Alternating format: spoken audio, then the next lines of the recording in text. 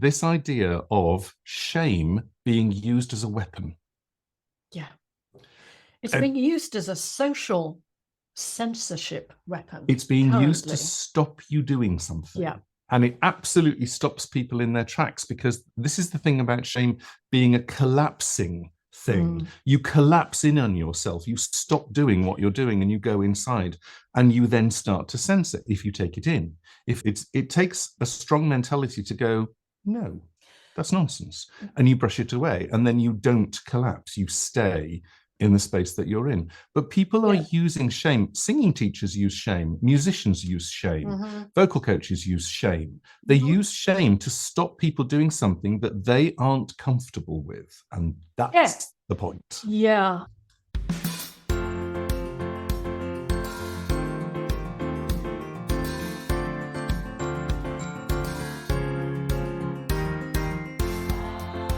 This is A Voice, a podcast with Dr. Gillyanne Kayes and Jeremy Fisher. This is A Voice. Hello and welcome to Season 8, Episode 7 of This is A Voice. The podcast where we get vocal about voice. I'm Jeremy Fisher. And I'm Dr. Gillyanne Kayes. And we have a very special guest with us. We're so looking forward to this conversation. This is Lisa Perks. From Melbourne, Australia. Absolutely. Hello. Hi, Lisa. Hello. Two of my favourites. Although I shouldn't say that, because they're all my favourites. Not allowed to have favourites. It's a good way to start. It's a good way to start. So before we sort of dig into some of the deep stuff, let's find out who you are. So tell us a little bit about yourself. Okay, I am born and bred in England, originally from London, and I moved to Melbourne 18, 19 years ago. Followed my heart here. Little backstory there. I used to dance across the map of Australia when I was a kid. And I vowed, this is intuition for you, I vowed that one day I would live there. Not only would I live there, I'd live in a blue house with a white picket fence. And I moved to Australia and bought a blue house with a white picket fence. There you go. Love that. I grew up singing in bands. I got away with murder, basically. When I was 13, I was professionally going into clubs and calling tunes to jazz bands and standing up and, just audaciously singing in front of crowds. And singing was just my lifeblood, really. It was everything to me. I just loved performing. I loved getting a bit of attention. I had a lot of fun. I did a bit of music theatre. That I actually started with music theatre and then went to jazz when I was around 13, 14, and then studied it and just had a really good time until a certain point. I'm going to pick up something straight away, which is you're talking about it in the past tense. So you're talking about I did, I had, I used to, I loved. Okay, so let's talk about this. What happened? That's a really good question. Lots happened. So physically, things started to really go downhill for me with my voice. So I guess I sort of lost control. Like I developed a very big vibrato. I could hardly hold tune.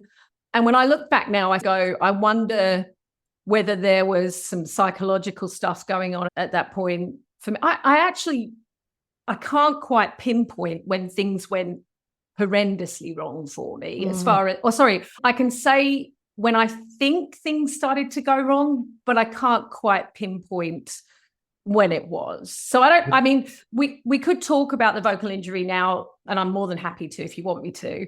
But on the other hand, it's difficult for me to pinpoint exactly what went wrong. I think that's interesting because if you don't have a diagnosis, you don't always know. And the thing is that you have spoken about this at length, haven't you, in the podcast with John Henney, and we will point people towards it. But I think what's interesting is that Jeremy was saying in the past, and I think it's taken you on a particular journey that we talk about quite a lot, which is how singers, the business, and teachers treat each other in the voice profession if something goes wrong, that there's a sense of shame that we can carry. I mean, you know that I had a voice problem in my early 20s, which I was told it was a psychological thing for me. I don't think it was. And I carried that shame for decades. And we still see it, don't we, Joe? We do. see this shaming. Teachers we were working with yesterday, actually, in a pedagogy practicum, were saying, I can't tell you how many people come to choir who've been told they can't sing. They should never sing. Yeah. And, you know, this is an ongoing thing. And I would love you to talk about where you think this comes from and how is it showing up, this shame? Why? And what can we do about it? Yeah, so I run a small course where I invite a small group of people on a bit of a journey, really, to talk around this subject, sometimes directly to the subject, but often it's around the subject, because actually shame is that phenomenon that is there for us always at some, you know, to some degree or another, but it's very hidden. It's almost like you have shame of having shame. So people don't like to talk about it directly. So what I notice is that if you can share spaces where you can talk around some of the painful things that happen, that you see people come alive in that, I'll use the vulnerable word. People are if they're put in the right position, they're very happy to be vulnerable. And so what I can say is that I have ideas around where these things might start. I think that we have a massive responsibility as far as teachers and leaders to, dare I say, acknowledge that when we look or listen to other people or look upon them, gaze upon them, listen upon them, that they will, to some extent, be feeling some form of judgment or critique that's taking place. And it's holding that space very responsibly as a teacher and as a listener or an audience member. So holding it responsibly and compassionately simultaneously. It's not like, here's a thought. I don't know if I'm right, but here's a thought. We're never going to lose this. This is something that is always going to be there. And as teachers, it's our job to listen in and to help people and assist people with the things that they want to improve upon, let's say. Because we're guides. That's right. We're guides, and that's what people come for. However, I do have a very strong opinion that we must be aware of the potential that we hold with everything that we say, the potential to make someone feel ashamed or criticized or whatever. I mean, I've mentioned this before. I mean, some of the work that I'm doing at the moment, I'm thinking around the ideas of objectification, for example. When we have a singer come in, they are a person.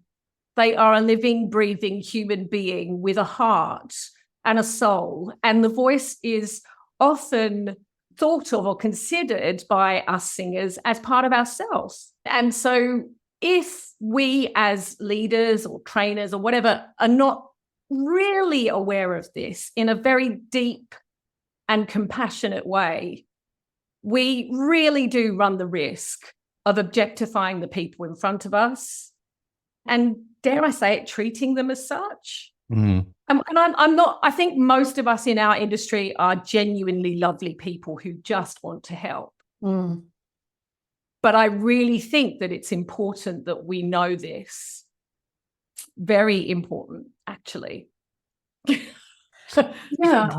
so many places we can go with this. I know. Brilliant. It's like, I would love to say some things about, just from my experience, ways in which I've seen shame manifested.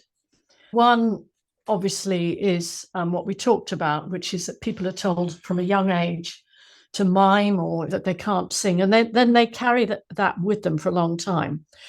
And usually the reason why they don't move out of it is the shame, because they're shamed in front of other people. That's right. And that's one of the worst things. being told that you have a psychological problem, that there's nothing wrong with your voice, it's you. Yes. Teachers putting each other down because, oh, don't go to that person because they're a survivor of a voice problem. For me, to be a survivor of a voice problem is an advantage. Absolutely, because you have an understanding. Yeah. I never want to hear that sound in my studio again. Oh, yes, we've heard that. Yeah. Okay. In public masterclasses, that's all very well, but if you go on singing like that in 10 years' time, your voice will be gone. Yes. Yeah. I think you have a voice problem. This is just listening to someone in a masterclass. I think you'd better go to see an ENT specialist, etc. I have several things I want to talk about. Shame, and we're talking about shame being hidden. And I think that people experience very powerful emotions in circumstances like the ones we've been describing, but they don't always have a label for it. They don't even know that it's shame. It's actually just I'm bad, or something's wrong, or the world is terrible, or whatever. Or I'm not good enough. Yeah. And so even naming it as shame is a very powerful thing to do, because then you can take control of it and do something about it. And Lisa, you've taken training as an NLP practitioner, haven't you? Yeah. And I know that in the NLP model, and probably in other psychological models, shame is considered the master emotion. That's right. Yep. Yeah. That's a quote by, here we go, Michael Lewis. He said that. There you go. I did it. I found my quote. Yeah. But it is considered by many in psychoanalytic world, psychology, it's a master emotion. We navigate it, yet we don't know it's there. And that's exactly what you were saying, Jeremy, that it is hidden. And I recently ran a workshop, and I had a mixed cohort. So there were some ex-professional singers in there and some amateur singers, hobby people. And as I said, I saw within the workshop, I navigate around the S word for a while, and then at one point it's dropped in. So we go every which way round, and then I drop it in. And it's interesting because the people I notice in the workshop who are ex-professionals or professionals will go, oh, yes. And then they'll talk about varying experiences similar to the ones that you explained, or women often reflect upon the way they look as a professional singer, or aging and so on and so forth. It's a very image-driven profession, especially for women. So we get those kinds of conversations going, genre-specific conversations around that, interesting within the jazz world, music, theatre, rock, classical. So we get conversations happening around that. But the interesting thing is that the hobbyists who have only had lessons with one or two people, myself included, will go, I don't know what you're talking about. I don't feel shame. And that was very interesting. It was I drew back a bit because I was like, okay. But then when we dug a bit deeper, of course, they realized that, because I said, okay, if you were at a party right now and somebody said, oh, you're a singer, would you like to sing? I said, how would you feel about that? Oh, no, very uncomfortable. I said, oh, and what about, have you ever gone to a lesson and felt like you've opened your mouth and made a funny sound, and then you've gone, oh, and you've censored yourself in front of somebody else? And they'll say, yeah. And I'll say, shame. And there's maladaptive and adaptive shame. And in some schools of thought, it's seen as like a drive. Some people consider that you need it. I've got years of PhD work ahead of me to figure out where I sit on that. I've got my opinions, but I'll keep them to myself. But there are theoretical schools that says you need it. It's a necessary. I want to jump in here. We can both relate to come on, give us your speech. Yeah. This is very interesting. In the spirituality world, shame is the lowest vibration of all. And so in order to move yourself up from shame, you have to move up a level. You actually have to reorganize it so that it isn't shame anymore, because shame in its purest form is a pure debilitator. It weakens you in an extraordinary way. And so in order to move from shame, you actually have to get to anger, because anger is the motivator. Shame is not. Shame will make you contract. Anger will make you expand. That's good or so bad. interesting. Yeah, as I said, I'm going to, just in the interest of academia, I'm going to stand back and not necessarily. I had yes, I know that that's a theory, and I love the fact that you brought up the spiritual stuff there. It's such a huge subject, and there's so many schools of thought, the psychoanalytic, the psychologists, the sociologists. There's all kinds of thoughts and theories around where it lay in the sort of hierarchy. But I do agree that it's a master emotion. I think it dictates a lot of how we move and maneuver. And as singers, there's actually, I will mention Terry Bergson-Shai, or SCHEI, defined voice shame. She defined a specific type of shame and called it voice shame. Effectively, it talks around things like the censorship, changing the way that we sing and adapting ourselves in order to fit in to an idea of a norm that exists or doesn't exist. It could be the norm that we have in our heads, or maybe the voice of somebody else from the past or the future or whatever. But adapting the way that we sing or present ourselves as singers in order to fit in. It's self-censoring, being aware of being looked upon and feeling like you are ridiculous. You have, yeah.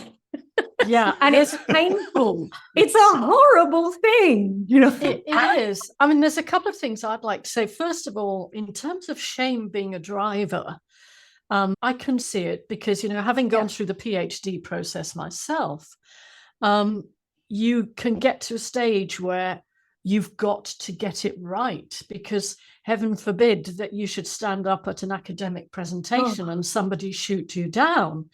And so you then worry about getting it right. And that's actually, it can be a positive driver, because it means that you want to have everything tied up nicely, which is actually part of what allows you to pass your PhD, that you tie everything up neatly. There's that. And I think the other thing is, and I can say for myself as a 67-year-old, that there are many times when I will do a demonstration now in one of our group sessions, and I'll go, oh, that wasn't very good. Oh, my voice is older now.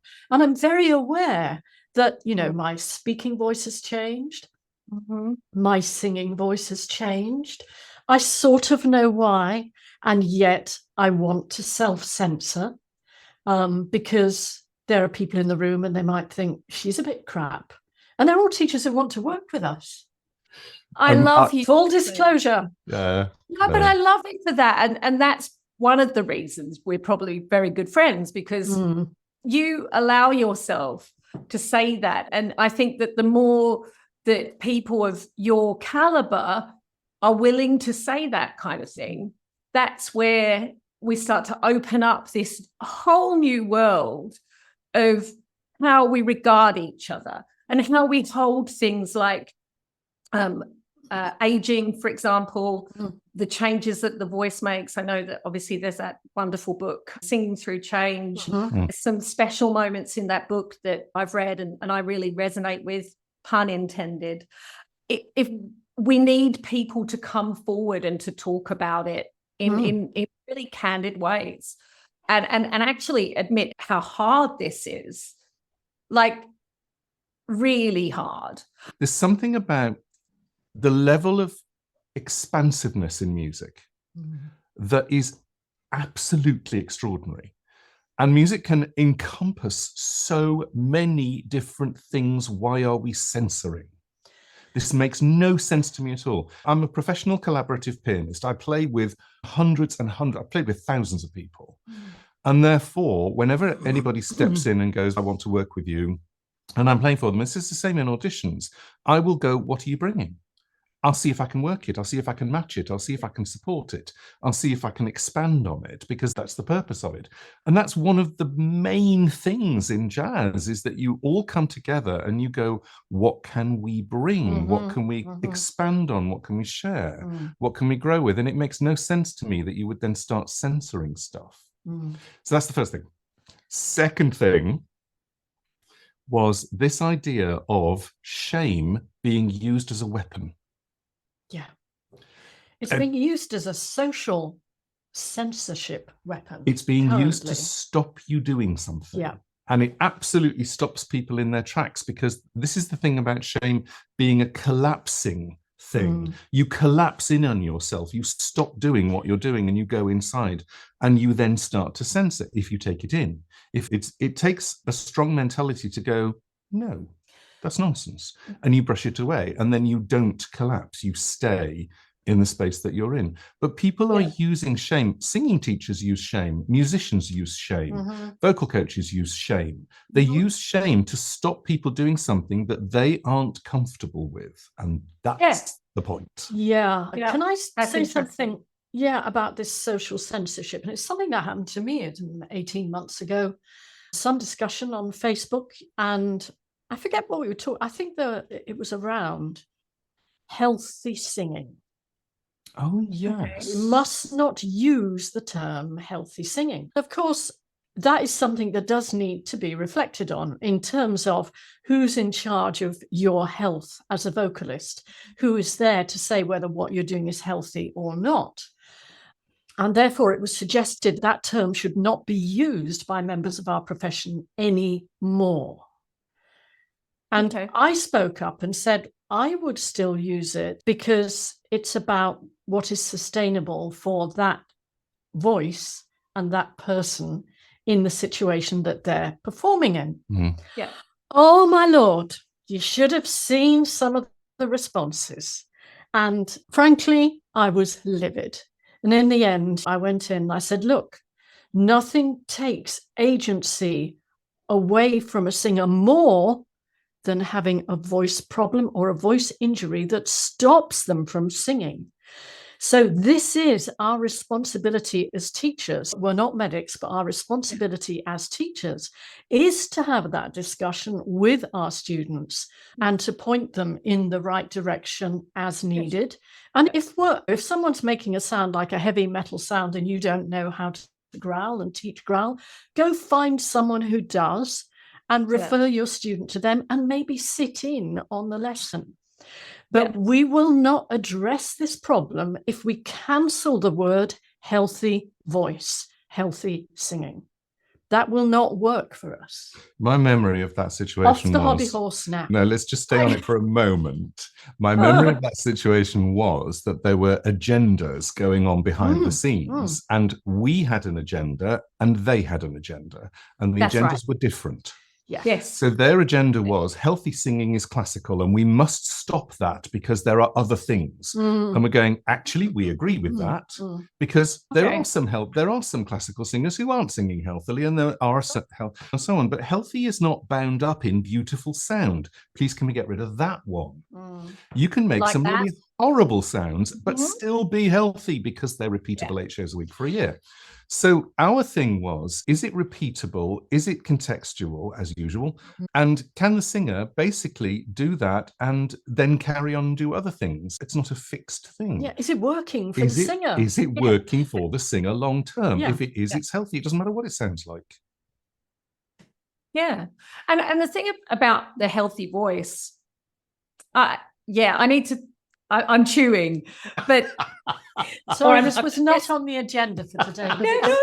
And there's noisy thoughts going on, because I think if anybody knew you, they would know that there is no way that I don't think that you're putting other people down for, I don't know, maybe not singing healthily or not having a healthy voice. There is nothing about you, Gillyanne, that would ever cause me any alarm in those discussions. And this is the thing, when you're online and you're giving whatever, even if it's a 5-paragraph answer to something, there's no room for nuance or the real humanness of the person that's writing that response. And so when everybody goes in and with their agendas and they're on the opposite side of the fence, it can get really ugly and the shaming continues. I think that there's space for all of those conversations, right? But how do we hold them in a healthy and respectful manner without casting shame upon one another? How do we do that in a very exposed medium like social media? How the very essence of going onto social media is very exposing if you want it to be, right? So if you're going to answer those questions or take part in those discussions, you are opening yourself up to a vulnerable situation. And there may be sticky conversations that take place. But I'm not entirely sure that we're really good at disagreeing on such matters. And also, okay, so one exercise that I do with my group is to, again, slight diversion, but talking about the healthy singing or whatever. I want people to feel like you can make all the sounds that you need to say or need to express, and that you are witnessed for your vulnerability, your honesty, your personhood, your selfhood that you have put on the line and you've given so generously. I want to be in a space where people can witness each other and their voices without holding such close judgment on function or sound or genre or all those things. Going back to that story about how I got criticized for sounding a certain way, there is a vast spectrum of sound out there that we can make. And as you say, like some of it might be healthy, some of it might not be healthy. What's healthy for you, Gillyanne, may not be healthy for me, and so on. Contextually, it may or may not be healthy. I don't know the answers to all those things. Never will I. In fact, I'll give them to you, Gillyanne. So if people want those answers, they can go to Gillyanne or Jeremy. That's fine. But what I want to see is people who are leading this industry, leading it in such a way that is deeply compassionate and holding those vulnerable spaces in the most beautiful and delicate and holy. It's sacred. This is a sacred sharing. When I open my voice or my heart, I am giving you something from me.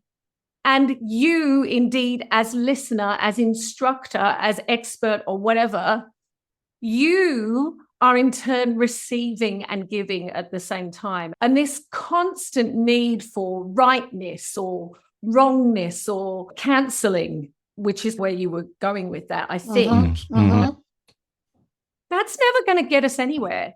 That's actually just going to make us go around in circles. I don't want to see that anymore. I think I'm just sick of that in my life. Yeah, I think the cancelling, they call it the cancel culture. Yeah, it in fact exacerbates polarization. Of course it does. And that is dangerous. There is so much that we can talk about. There's so much more we can talk about, but we're going to have to finish this episode. So we are going to invite you back for the next one. And I'd love that. Thanks. So we will see you next time. Bye. Bye.